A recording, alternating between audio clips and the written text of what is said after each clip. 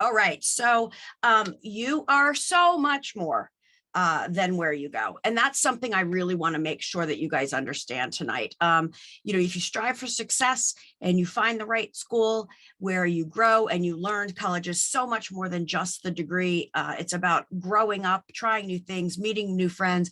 And again, I don't think it's really where you go. It's what you do when you're there. Are you with the right people? And can you graduate at the top of your class? That's kind of where I'm coming from.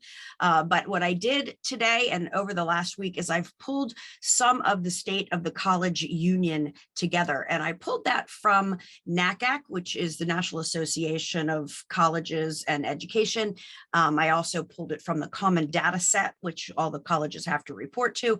And what you're going to see here is some data from 2019. You're going to see some data that's a little bit more recent. We're doing a retrospective analysis because that's all we've got. And then I'm going to show you some trends for your kids. So I just wanted you to know where a lot of this data came from and the source of the data. Let's just level set where we are. Here's the number of colleges by acceptance rate, okay? If a college acceptance rate, we've always kind of said that your basic public universities that are there for the good of all the students in that state, a nice acceptance rate for that is 50 or 60%. We want to know that 1 out of every 2 kids that applies should be able to go to their state school. Different state schools feel a little bit different. If you're in North Carolina and you're looking at Chapel Hill, the rate might not be that. If you're at Maryland right now, not 1 out of every 2 is getting in. But for overall with state schools, that's the admissions rate. When we look at the private schools, when we get to a 30% admissions rate, we call that highly selective, okay? That means 70% of the kids aren't getting in who apply. If you bring it down into the teens, 19, 15% acceptance rate, we kind of jokingly call that highly rejective. And if you're in the single digits, we call it a lottery ticket. And we really don't want our kids to buy that many lottery tickets because it can be very self-defeating, right? So let's look at this. There are only 31 schools that have an acceptance rate of less than 10. 42 that have an acceptance rate of 11 to 20, and 25 that go from 21 to 30. So when I pulled all of the schools together, only 233 schools have less than 50% acceptance rate. What happens is we all talk about just the top 50 schools, the schools we saw in a movie. Half of us only know Dartmouth from Animal House, where our friends and family may have gone. So we need to open our minds and know that there are 4,000 colleges across the country. 3,000 of those are not-for-profit, which are the ones that we're dealing with. And about 2,000 of those are the ones that we can focus on for our students. That's a lot. And only 223 of them have less than 50% acceptance rate. Kind of crazy. If we move it up to the 60% acceptance rate, there's 370. And then you can do the math and kind of see how that exponentially grows. With the colleges, these are ones that reported, so maybe the numbers don't add up to exactly the total I said, but this is from, again, NACAC. Let's split that down and talk about the difference between public and private. So if you look over here at the publics, there's only one public that has a less than 10% acceptance rate, about 8 that are 11 to 20, and 7 that are 21 to 30. You can read this yourself, but we consider those the public Ivies. Think of Georgia Tech, UCLA, a lot of the Cal State and the University of California's, probably University of Virginia, right? University of Michigan. We're considering those the public Ivies, right? Look at how many schools are there when you look at above the 50% acceptance rate. Those are the schools your kids should look at. Those are the schools where your kids are going to get money because they want to lower the price of admission for you to come there. But we seem to be hung up in that upper third. If you look over to the right, the number of private colleges by acceptance rate, there's more. If we go to less than 30, there's 82 of those schools. And if we go to 50% and below, there's 177. But then look at the number of privates below that, these are good schools. I went to Elon. I think right now that's in about this 60% rate. I think I turned out okay, right? I just wanted you guys to see that I think what happens is a lot of the world focuses up here in this top third. And if you've got a 10% acceptance rate, that means 9 out of 10 people are not getting in. And we need to really think strongly about that. So that's a little bit of the history. One more quick chart just to not pound you with numbers, but I just want you to know that I'm coming to you with data, real data from real sources. It's not just what I think or how I feel. It's I've been in this business for 5 years. Our company's been around for 13, and we kind of know what we're talking about. So let's look at this. The average number of applicants by acceptance rate. This is exactly what I was talking about. Look, everybody's hanging out in this upper third. In the public schools, you can kind of see 16,000 kids are applying to that 0 to 10 acceptance rate. Remember, there was only like one school in that range. And then if we look at the privates, look at the number, whoops, sped past that a little bit. Look at the number of kids who are applying in that less than 10% acceptance rate. Are they getting in? No, not all of them, but we're really heavy in this top upper echelon of the schools. And if you remember, it's inverse. There's a very low acceptance rate, and we're all clamoring to get in, right? The more popular you are, the more people want to come. Does it mean you're better? I don't know. Outcomes data is the only thing that you can look at for that. And quite frankly, I think a good school is one that you do well at, and one that serves you well, and one that gets you a great career when you get out. I love kids from all levels. Mere mortals can go to college. I think a lot of times in this area, being Maryland, East Coast, North Carolina, we are feeling like we're not doing well if we're not in this upper group of schools. But if you go to our YouTube, Malcolm Gladwell has a great talk called Ask Me Why I Said Yes to This Talk. And he really lays out how it doesn't matter where you go.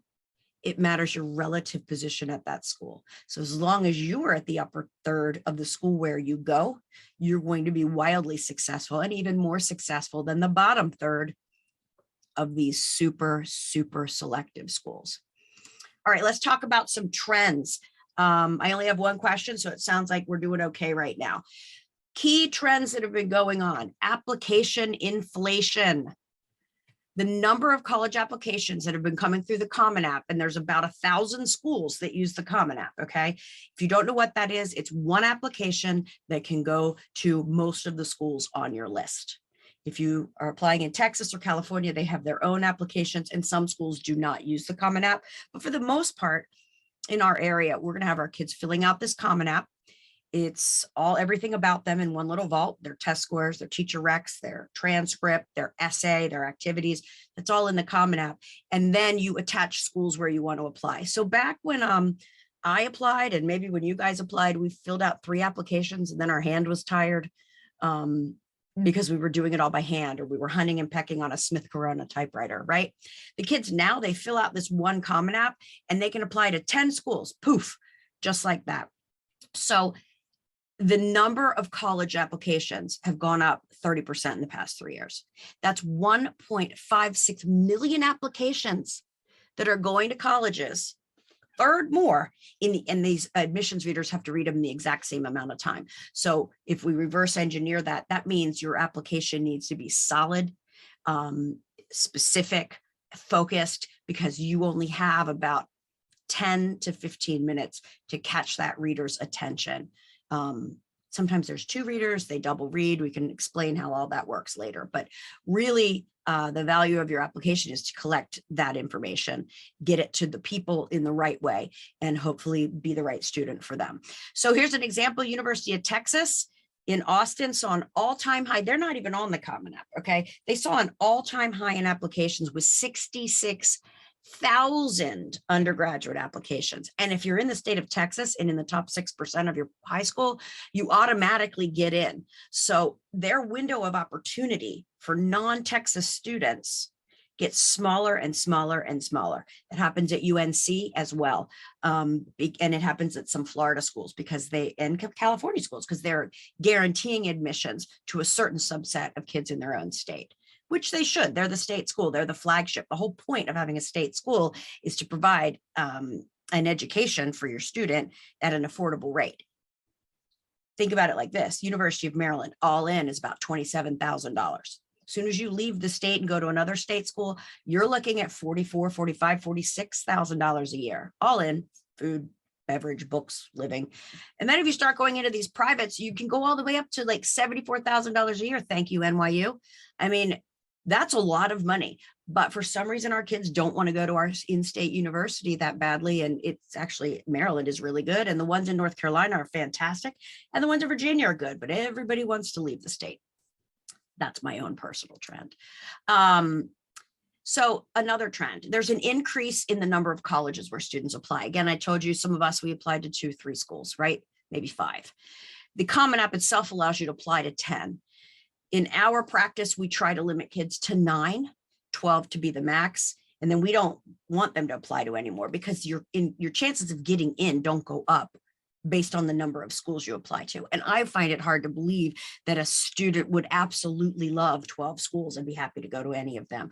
We really need to have a list that fits the kid and a list that has schools on it that they would love to go to. But the trend is here. 1 in 5 applied to 10 or more schools via the Common App. That's double from 5 years ago. 5 years ago, they didn't apply to as many schools. And now all of a sudden with the Common App and with a couple other things I'm going to share with you later, inflation of grades, test scores, things like that, kids are kind of applying willy-nilly, and we really want to get back to some focus. There has been some COVID grade inflation. Think about it. First of all, I'm not sure how much our kids learned through COVID when they were at home. It takes an exceptional kid to be able to power through that and learn in that environment. And yay, if you had one, whether they were in college or in high school. But teachers were handing out A's. We used to laugh about the pity 50 for signing your name. Now it was kind of like, oh, you did a nice job. I hope that you got the concepts. Here's an A. So we know that A's are given out and not earned right now, particularly in public school, mostly because of COVID. So that is going to transition me into talking about testing. But let's just talk about, look at this data. There is tremendous grade inflation. You need to look at your own student and say, is that really an A+ student? Did they learn and absorb this? Are they ready for college? And if so, at what level are they ready to go? All righty. Key trends, test optional. In 2019, 2020, that's when my daughter went to college, 74% of kids applied with a test option, with a test score. Now it's 43%. So what test optional did is just open the door to kids to apply above their pay grade, right? I have a 4.6, went to public high school. Why wouldn't Vanderbilt want me? But I have test anxiety and I didn't do that well on my test, but I'm going to apply anyway because I know I deserve to go there. Well, the bottom line is, from my personal perspective, you need to be able to do well on these tests if you want to do well at a highly selective university. There are tons of schools that take mere mortals every day. Tons of schools that kids can get into and thrive and do a great job. But if we're talking about that upper third, like I showed you from the slides before, a lot of those kids have to be able to just jam Algebra 2. That's what's on the SAT. Geometry, Algebra 2, maybe a little bit of trig. Like I always kind of laugh and say you shouldn't be able to go to MIT if you can't get a high math score because you're just Algebra 2 and you want to go to MIT, right? So we need to think about that. Do the kids study enough for these tests? Some of them just take them and then assume they're not a good test taker. They had a hard time through COVID and school just kind of got a little wonky. But I think test scores are a good thing. There's Khan Academy where you can study and it's free. And those test scores show your ability to compete on a national level. So if you're number 1 at your high school, that's great. That's awesome. But how do you compare against the country? How competitive was your high school? How rigorous was your curriculum? And how do you compare when you're looking at all these kids across the country? That's what standardized testing is for, to kind of just see where you sit in that pool. So test optional is very, very deceiving. I'm going to show you a little bit here. University of Chicago was test optional before we even knew what test optional was. It's been test optional forever. But guess what? 75% of the kids apply with a test score. So saying you're test optional, that's great. We're going to have a holistic review. We're going to look at who you are, your activities, your essay. All of that is fantastic. But at the end of the day, over 70% of the kids there, here's their average test score. And then you can see competitive GPAs. You can kind of see the averages here.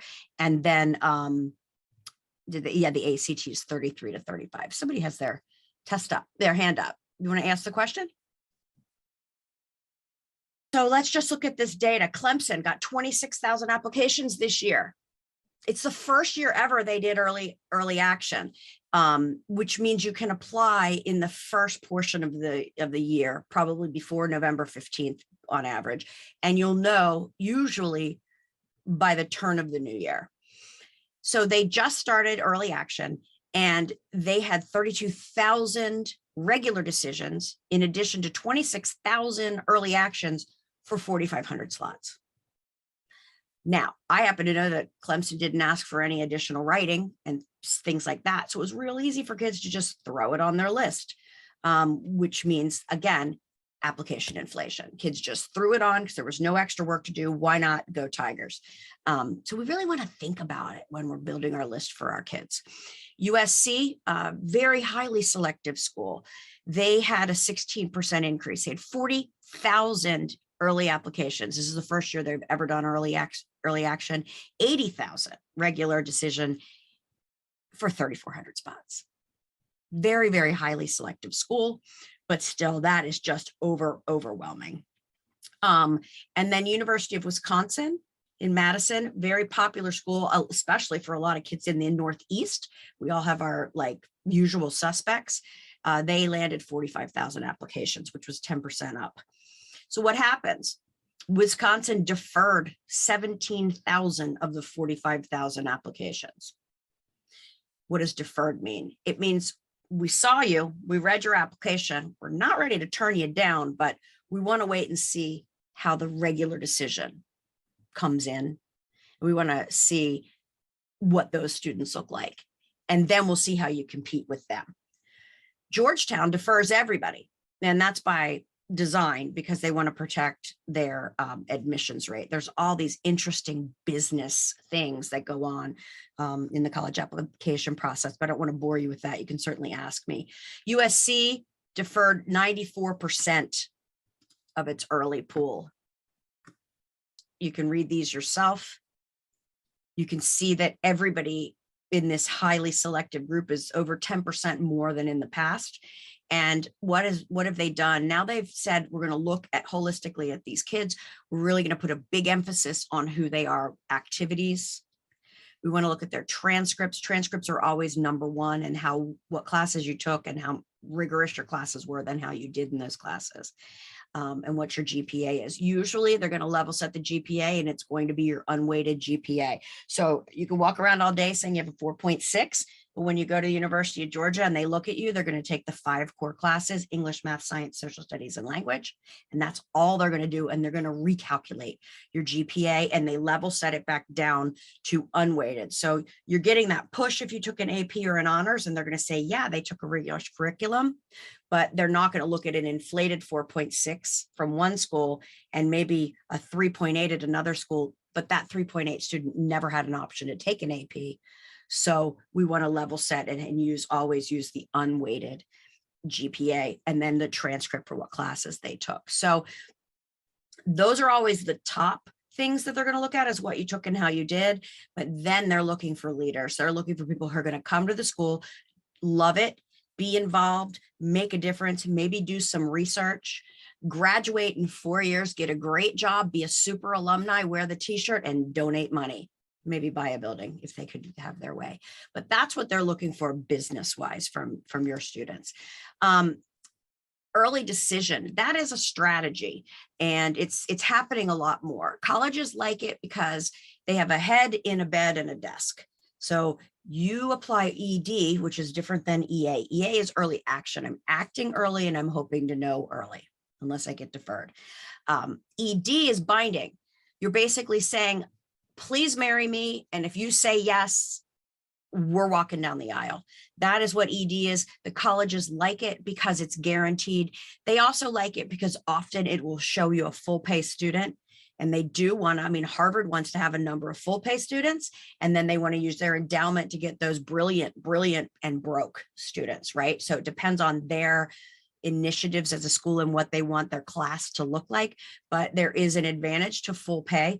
And a lot of times ED will bring that. Now, ED, you're not going to get scholarships because they already know they've got you. They don't need to give you money. But if you are a financial need-based student, you may still get financial aid from the kids that I'm working with. Now, a Pell eligible student or someone who has everything it takes to go to that school, but the family is just not in a financial situation at all, and they are Pell eligible, which is a government program, Tulane will meet 100% of their financial need. So will Harvard, and so will a lot of those higher level Ivies. But if you're not in that financial situation and you're in this middle class, which I find myself in all the time, we don't have the money to pay full price, but we make too much money to get any need-based aid. So other key trends, we talked about it a second ago, or I talked about it, and that is the deferrals and the wait list. So if you defer, USC deferred what, 90% of their applicant pool. I think Georgetown defers almost everybody. Wisconsin defers a lot. These are all just because they don't want to make you an offer and have you say no, because that ruins their stats. So they just defer you. And if you stick around and you still love them, they know you really loved them. So they want to just give you a chance in case you went ED to another school, or in case you take someone else's offer, then you're out of their way and they can make sure that the offers that they give out are going to be accepted. So we don't ever really know how many people are pushed to that second round. But if you're applying to 8, 12 colleges, you could be sitting on a lot of deferral lists. And then, you don't really know if you have a shot of getting in or not. And then you might get rejected a few months later. So you really want to have a strategy down and make sure that you know what's going on going in. So deferrals and wait lists, they're a big deal right now. And it's really a way that a college keeps you on the hook because they want to fill their class with the right people. It's kind of just a give and take for them. So another key trend is institutional priorities. We don't know what those are. The school can tell us later, oh yeah, last year our institutional priorities were X, Y, or Z. This is really hard to figure out. We do our best to try to understand who's doing what. But if the institutional priority of a school, call it Middlebury, they've been taking the same kids for generations. But this year, as an institution, they have a priority to bring in more diversity as far as ethnicity goes. Then if you fall into that bucket of being an ethnic student that fits everything else, you might get a little bump. So what happens? Over enrollment. That's another key strategy. What happens is that 1/3 of the students usually don't come back the second year. Now that's on average across all of the schools. So one thing that you always want to look at is the sophomore retention rate. So those higher and more selective schools usually have a pretty good sophomore retention rate. Did they come back the second year? But on a whole, across the country, 1/3 of students don't come back. So colleges know they're going to have that attrition, so they over enroll. You guys might know 2 years ago, Tampa over enrolled and they didn't have anywhere to place kids. It was crazy. And all this stuff was going on.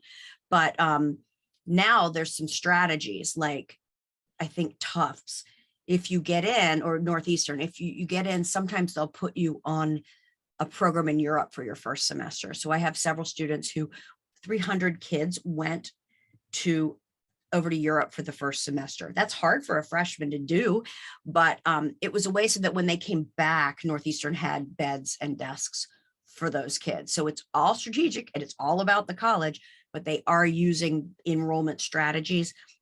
Also, a lot of schools are eliminating legacies. So it sounded great. Oh, my grandfather went there, my father went there.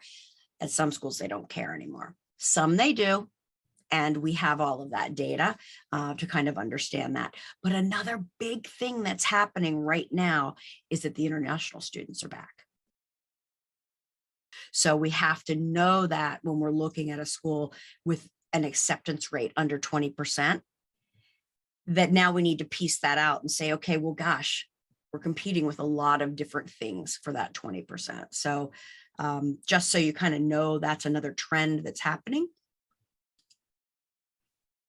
I know how teachers feel now through COVID. I'm just talking to myself. Please put any questions in the chat because I'm about to wrap this up. But the schools that the students are most interested in are often the ones that we know the least about, right? So we have a couple quotes from different leaders in education. Again, here, it's just, you have to think that the process isn't about the kid themselves. It's about filling and making a class. So like airline executives try to fill seats on a plane. They're going to have some paying $700 to go to California and some paying $35 to go to California. And they are working that out every day.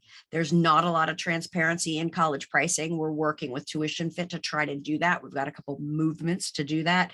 But for right now, yeah, enrollment management is very opaque and colleges go in and out of favor. I could tell you the usual suspects for kids in the Maryland area and the North Carolina area, where some schools that are on all of their lists. It's like this herd, right? This whole mentality. Georgia became really, really popular in the last couple of years. And I was just with a student who went to Miami of Ohio, and she's from Atlanta, and she wouldn't even consider going to University of Georgia. So the mindset changes based on where you live.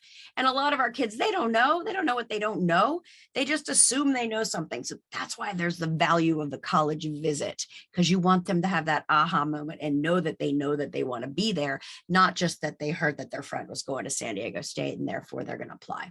So the colleges that go in and out of favor really don't have anything to do with the quality of their education. Tennessee was super, super hot. Their acceptance rate went down 30%. And I think you guys all know people who want to apply to UT Knoxville. It's an awesome school. It's in a great location, but it's the flagship University of Tennessee. Is it any better than Maryland? Probably not. Any better than Penn State? Probably not. There's probably some really good programs there. I think they have a great vet program, but we have to start parsing it out by program. But overall, big state universities are going to give you an incredible education. And unless you're going for a certain specific major, you really just want to think about what fits your budget. And if you don't have a budget, then you can choose what kind of trees you want to look at, what kind of accents you want to listen to, and yay you. But you're going from that $27,000 in-state to boom, you're going to pay 40 something to go to UT Knoxville for another state university. San Diego State, after March Madness this year, it's going to explode. It's called the Flutie effect. And I'm on and featured on a podcast called Test and the Rest. I've got a couple cameos there, but I was not on the Flutie effect, but I'm excited to go and watch that.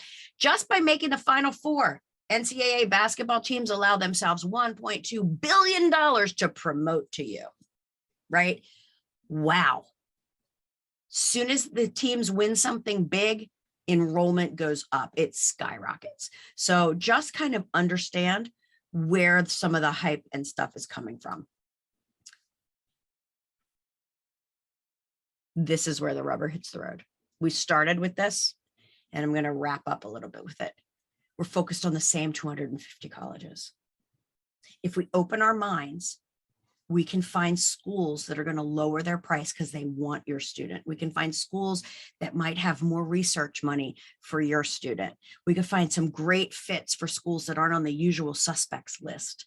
And if we do that and we open our minds, your kid's going to get a great education and you might not need to pay full price for that. So I'm going to wrap up with this and then answer any questions you have. But to navigate this, you really just need to adapt. You need to visit schools. You need to, whenever you go on vacation, if there's a school there, don't just drive through, try to take a tour, because the more educated you are, you're going to have a good set of options. And we, again, suggest, 9 schools is great, 3 safety, 3 level set, and 3 reach. Thank you so much for listening, everybody. Somebody has their hand up. I just don't know what to do with that. Let's see. Since the numbers are difficult to find for most people, how should families strategize when building a list? How should they balance the list? Well, you should just work with me and Adrian. We'll help you. No, you guys, always defer to your school counselor. That's what they're there for.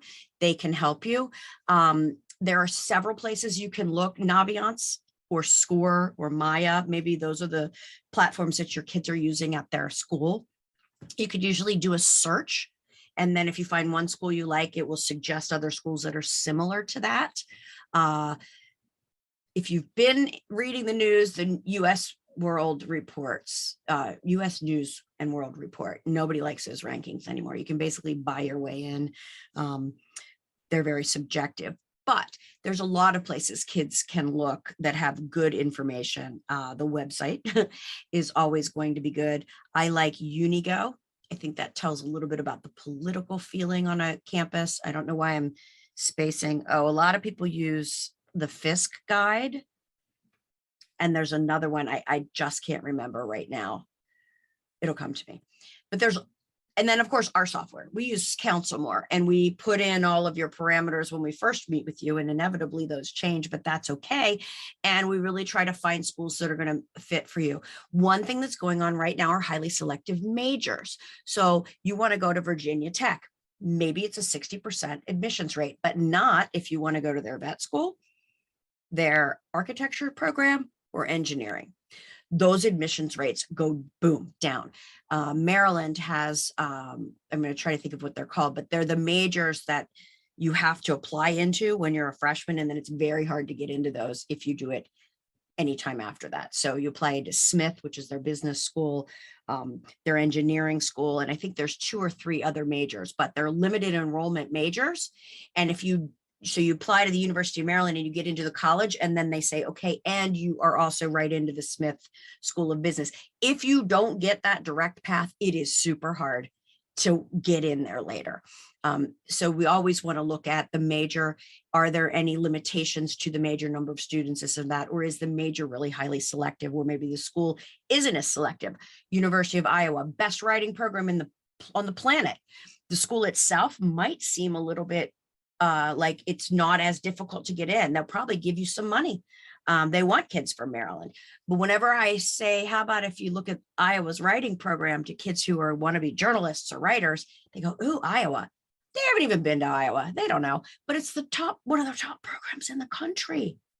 Wowza. So we need to look at things like that. So another trend that I didn't get to put on a slide is highly selective majors, which will be separate from just the school. Another thing, if you want to go and look on our YouTube channel, we just did a talk on gap years. A gap year is a pause with a purpose. A lot of times it's about maturity and about indecision. And you can take a year that's way less expensive than any kind of college and really plan that pause with a purpose and do something that's life-changing, helps other people, becomes a project. Gap years are really, really good. Gap semesters can be good. Just a time for a student to just breathe and then go on and pursue their 4-year degree, preserving their freshman status. Because I really want to thank you for being here. We have a whole couple different ways that we can help you, just to let you know. We have one-on-one, we call that our concierge package, where you work with Adrian or me or somebody on the team one-on-one, and we guide you through the whole process. We have an hourly block where we meet with you a couple times and you just tell us what you want to talk about, need advice with, and we keep you the timeline. You're in our family with both of those programs. We also have a parent portal, which it's our most affordable option, and you join what's called Application Blueprint. I think we're going to change the name, but you get a workbook and you get videos like this, and it's a set curriculum over the year. So by the end of the time working with us with Application Blueprint, you have a plan for your student. So if someone is feeling like maybe they don't want to do the one-on-one, or it's a little bit more of a financial commitment that they don't want to make, talks like this are laid out specifically and in a special order in that Application Blueprint parent group. If I can help anybody in any way, we do free 30-minute chats. And I love trying to figure everything out in this crazy world that we call college admissions. Your kids are going to go to school. They're going to have a great time. Mere mortals succeed everywhere, every day. Keep your head open, keep your mind open, go visit all the local colleges, take your kid to go see schools. They want to start understanding even what college is, because they start getting really, really excited, and you don't want to wait until senior year or halfway through junior year to get started, because it'll feel like, a fire hose to the face. I wanted to do hashtag fire hose to the face. The information just coming at you so much. We're a great place to come for one source of great information that's highly curated. And you can go to our website, our blog, probably answer a ton of questions for us. I wanted to do hashtag fire hose to the face. The information just coming at you.